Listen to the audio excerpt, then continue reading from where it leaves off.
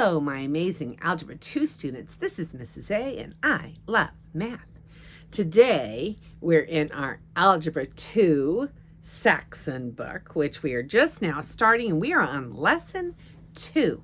We're talking about negative exponents, product and power theorems for exponents, and circle relationships. So the very first section is negative exponents. So we have a definition for negative exponents on my board here. Negative exponents. First of all, let's talk about regular exponents, positive exponents first. 2 cubed is 2 times 2 times 2. The base is repeated 3 times in the product, and we know that's 8. Okay, so by definition, 2 to the negative 3 means the reciprocal of 2 cubed. So 1 over 2 cubed, which is equal to 1 over 2 times 2 times 2, which is 1 over 8. So we have this more formal definition. X to the negative n is equal to 1 over x to the n. X cannot be 0 because we cannot ever divide by 0. Let's do an example. Okay, so we have a few examples here.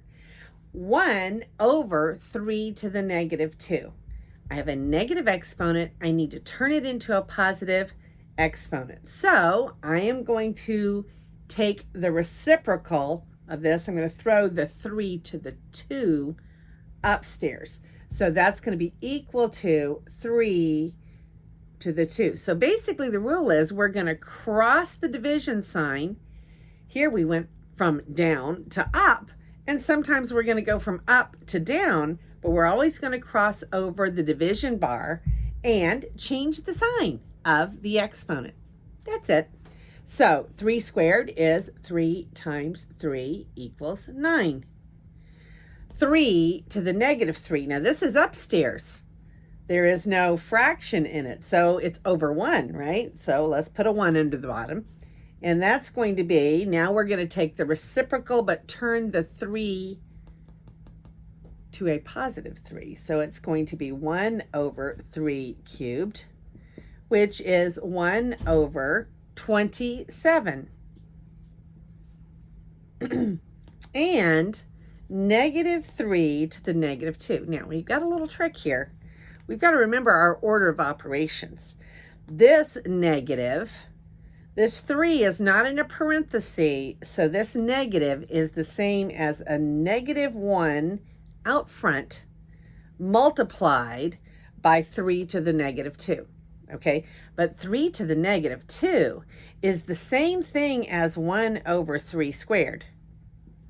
So negative 1 times 1/9 is negative 1/9. We always have to be careful with our order of operations. Okay, 2 more little practices here. Negative 3 is in parentheses. The whole negative 3 is raised to the negative 2. So we're going to leave in its little pod here, and we're going to say that's the same thing as 1 over negative 3 squared. So we just left the negative 3 in its parenthesis because it's the whole negative 3 that's being raised to the power. We write the reciprocal with the positive 2 according to our definition. And negative 3 squared is negative 3 times negative 3, which is positive 9.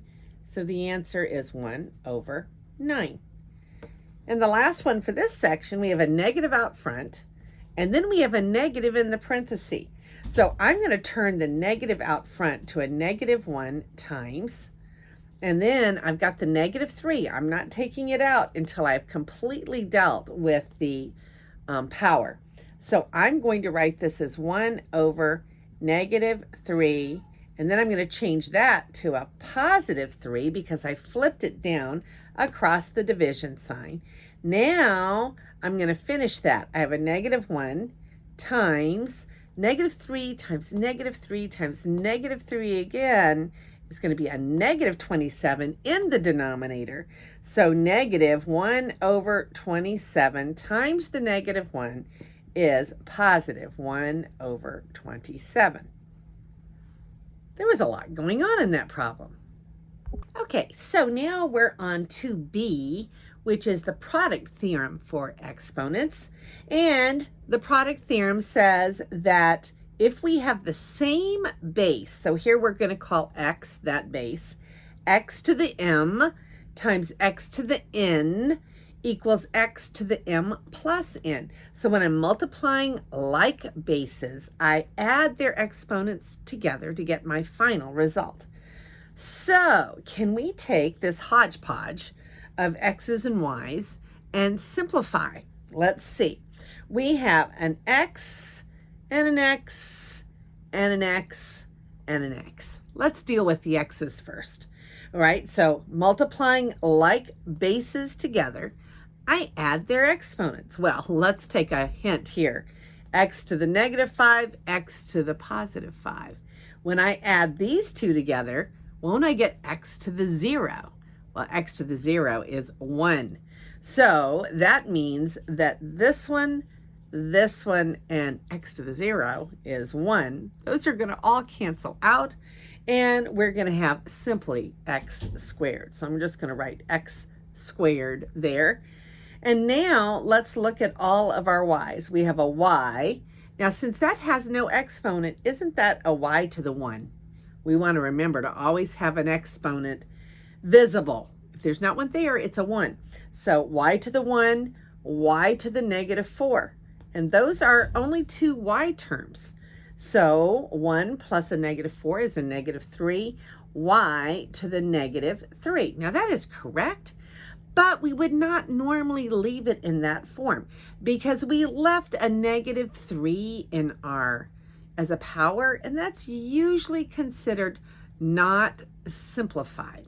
So let's go ahead and send the y to the negative 3 downstairs, and we're going to have x squared over y cubed, and that's considered usually more simplified to have positive exponents. But you do have to watch, because in some problems they might say write everything in the numerator, and a lot of times they'll say write everything with positive exponents. So you just have to be careful and watch your instructions. Case in point, they went ahead and left it in this form. The reason they left it in that form is they probably have not spoken about this yet, but I would usually leave it like this, but they left it like that. Okay. Ooh, look at this problem. This is the next example. Lots of x's and y's. Now, I suggest that you simplify the numerator and then simplify the denominator and then work between the two. Otherwise, you could get confused and begin to forget where you are in the problem. So I'm just going to do the numerator, and then I'm just going to do the denominator, and then I'll put them together. So I have an x to the 4 and an x to the negative 10. And upstairs, those are my only two x's. So 4 plus a negative 10 is a negative 6. So in the numerator, I'll make a big line here, we have an x to the negative 6, and then y to the 1, y to the negative 3, y to the 5. So since they're all y's, we add all of these exponents together. 1 plus a negative 3 is a negative 2, plus a 5 is a 3. So we have y to the 3rd. And now I'm going to look at the denominator, knowing I'm going to have to come back and simplify some more in a minute. So we've got an x to the negative 3 and an x squared, which negative 3 plus 2 is a negative 1, x to the negative 1. And then a y to the negative 6 and a y to the 10. 10 and a negative 6 is a y to the 4. Okay, so now we're going to get everything in the numerator. And then we're going to get everything positive exponents. Okay, so in this one, they leave everything in the numerator, but shortly they're going to start telling you to use those positive exponents. So we're going to basically, when we change this x to the negative 1 and move him upstairs, then he becomes a positive 1. The rule for exponents here is when we're dividing by like bases, we're going to subtract the numbers on the exponents. So negative 6 minus a negative 1 is really negative 6 plus 1, which is negative 5. So we end up with an x to the negative 5. And you can see that if I just took this x to the negative 1 and I moved it upstairs, then wouldn't it become an x to the 1? And I would cancel that one out. It would become an x to the 1, and 1 and a negative 6 is a negative 5, okay? So I don't want to have it in two places there. So now let's do it both ways. Since I'm dividing, I subtract the exponents. 3 minus 4 is negative 1, y to the negative 1. Or I could move this y to the 4, which is downstairs, upstairs, but then wouldn't it become y to the negative 4? And I would cross that one out. So y cubed plus, times y to the negative 4, 3 plus negative 4 is negative 1, and I'd get that one. So I'm going to erase that one because I don't want to confuse you. Okay, so this is our simplified answer if we're to have everything in the numerator. But how would we write this answer if we were to have positive exponents? Since they're both negative, they're both going to go downstairs. So 1 over x to the 5th, y to the 1 is the other way that you could have written that answer. Okay, so here in 2C is our power theorem for exponents. So I wrote this little extension a little differently than it is in your book, because I thought the one in the book was a little extreme and maybe so scary you might not even read it. So I made it a little simpler here to still get the point across. So here is an example. X squared parenthesis cubed is going to be, if we expanded it, x squared times x squared times x squared. But then we apply our product rule. Since we're multiplying the same bases, we add the exponents and we get x to the 6. If we look back to this problem, look at that. 2 times 3 is 6. So we're going to state our rule. If we have a base with a power raised to another power, it's going to be the base and the product of the two powers will become the new power. So we're going to multiply the two powers together, two exponents. Now this little extension might be a little less scary than the one in your book. If I wanted to take this rule and extend it to have products inside the parenthesis with other exponents, a to the m times b to the n, and all of that raised to the z power, that just means that I'm going to tack the z power on. So a to the mz, b to the nz, and so forth. Easy. Okay, so the problems just keep on getting bigger and bigger, don't they? But if you learn these rules, you can find that, all right, I'm going to start to look at things that have parentheses because my order of operations would tell me to do that anyway. So remember, our order of operations is, please excuse my dear Aunt Sally. Please goes for parentheses, brackets, braces, absolute values, things like that. Excuse is my exponents and my roots.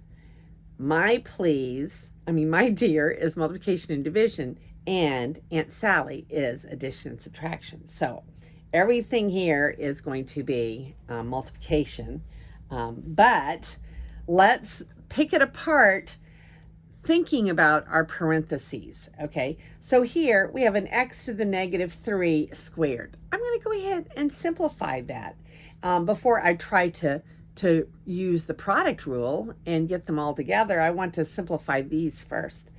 So I've got x, a power raised to another power, which means I multiply those two powers together.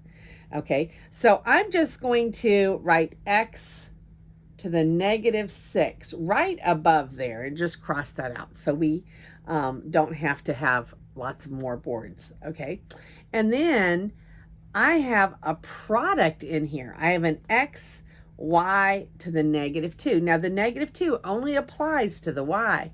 It doesn't apply to the x. But both of those are raised to the negative 3rd power. So what will we do? X to the negative 3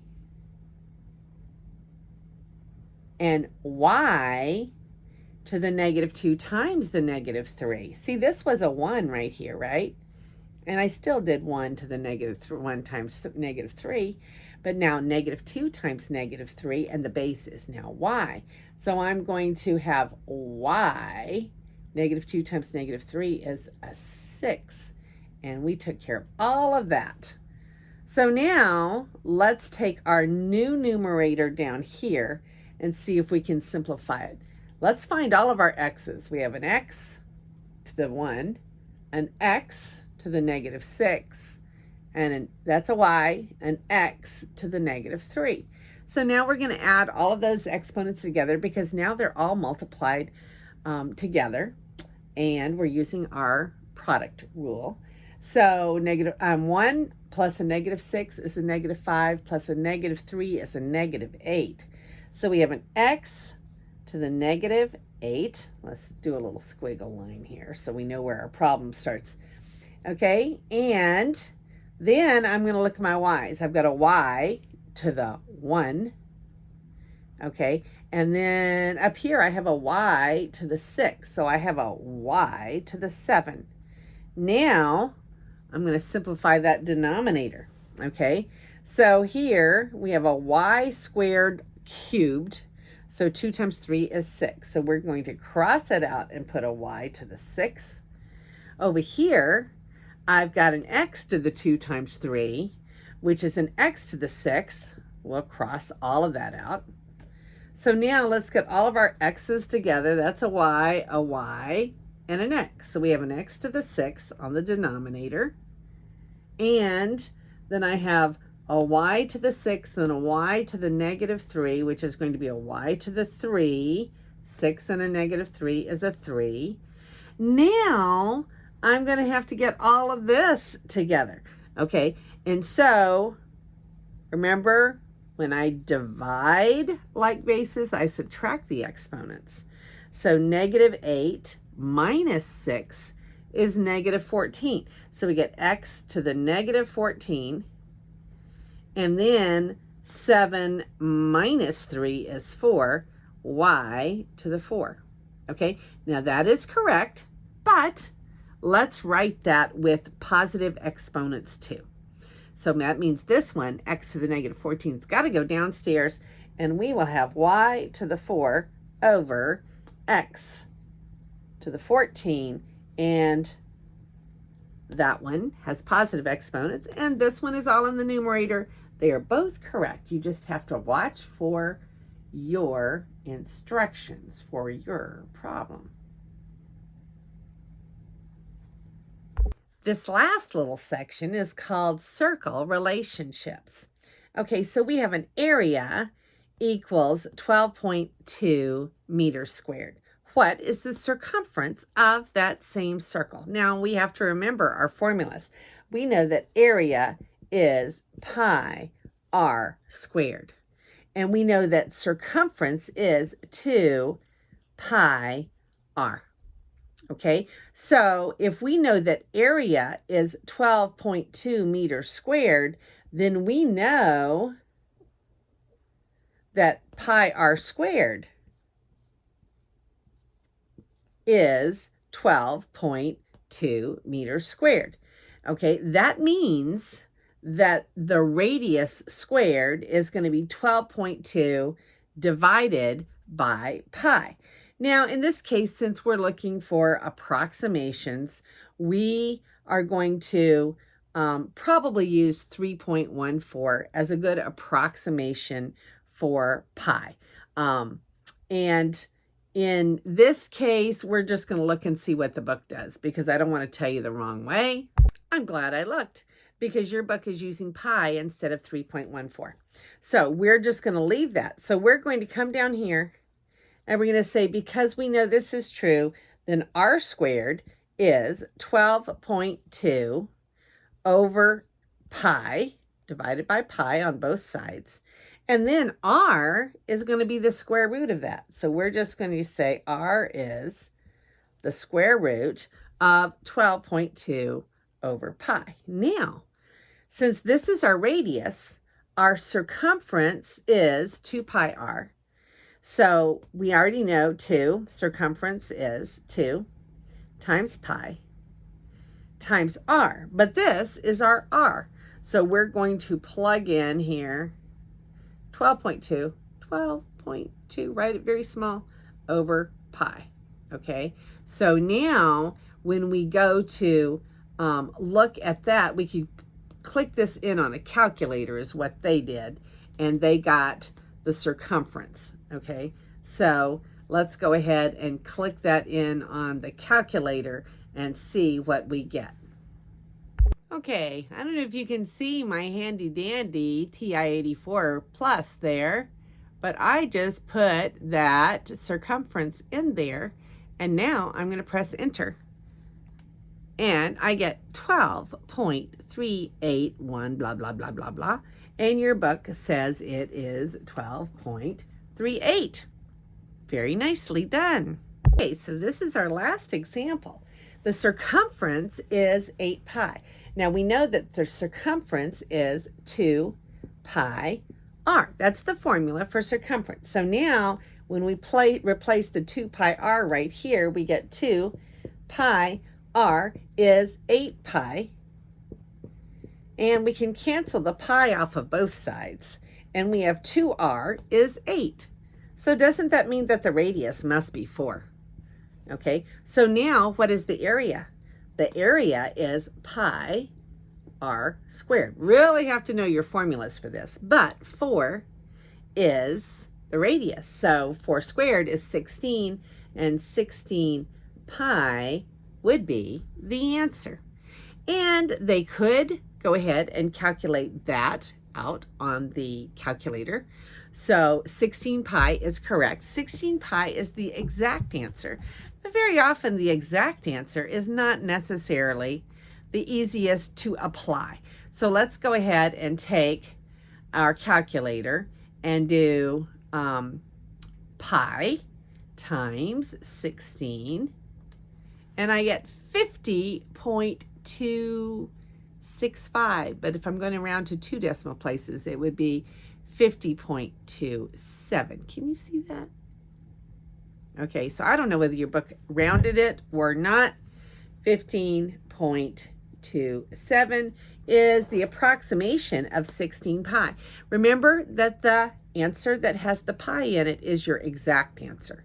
And then when you turn it into a number, a decimal number, that's your approximation. Because remember that pi is irrational. Yes, it is. And your book left it in its exact form, just so you know. Okay, so we have a couple of practice problems. When we do the practice problems, I want you to pause your video and go try to do them yourself, okay? So this is practice problem A and practice problem B. See if you can get the right answer and then come back and look at how I did it, okay? So pause your video. Go away. Shoo, shoo. Go do it. All right, so let's go ahead and do the problem. Now this negative out front is a -1 times. So 4 to the -2 is what we're really focused on. That -1 we're just going to put out front. 4 to the -2 is 1 over 4 squared, which is 1 over 4 squared is 1/16 times the -1 is a -1/16. Okay, now look at this one. Again, we have a negative out here. We're going to put it on hold for a minute. -1, stick a pin in that one. -4 to the -2. We need to deal with that -2. So that's going to be 1 over -4 to the 2. Remember, it's the -4 that is the base. So we're not going to take that base out of its little cocoon there. The -2 needs to come downstairs to become a +2.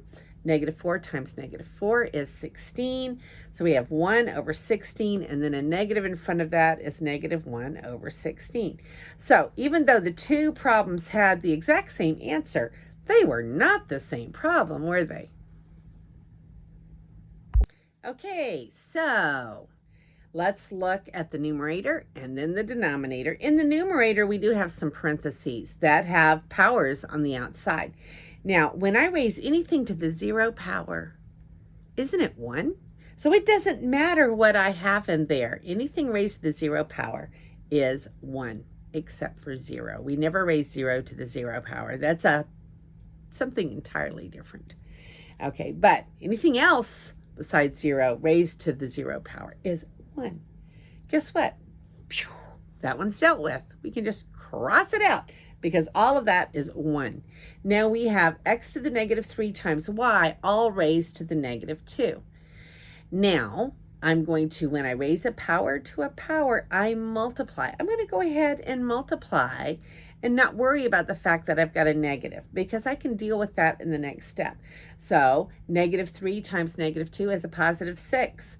X to the 6, and then y to the, that's a 1 there. So 1 times the negative 2 is negative 2y to the negative 2. That's my new numerator, much smaller.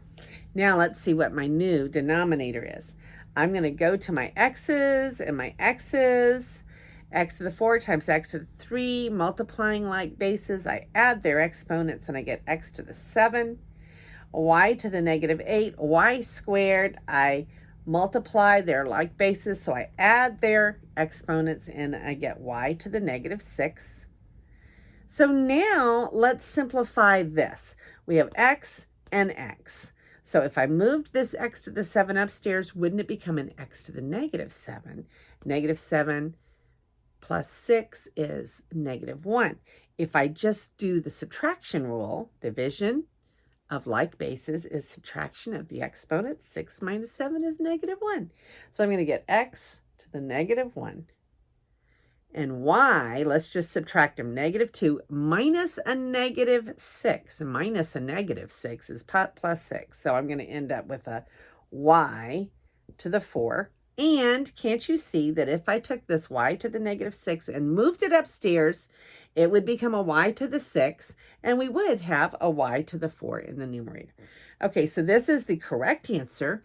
If I told you to write that answer with positive exponents only, you would leave the y to the 4 in the numerator, and you would move the x downstairs to the denominator, and that would mean the same thing.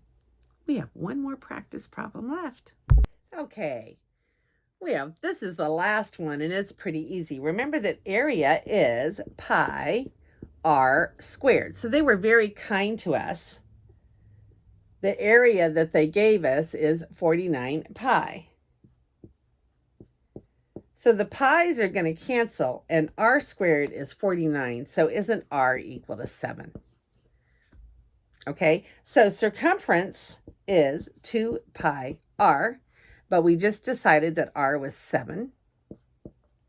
So 2 times 7 is 14 pi. Done deal. You have done a great job. Now go do your homework. This is Mrs. A, and may God bless your day.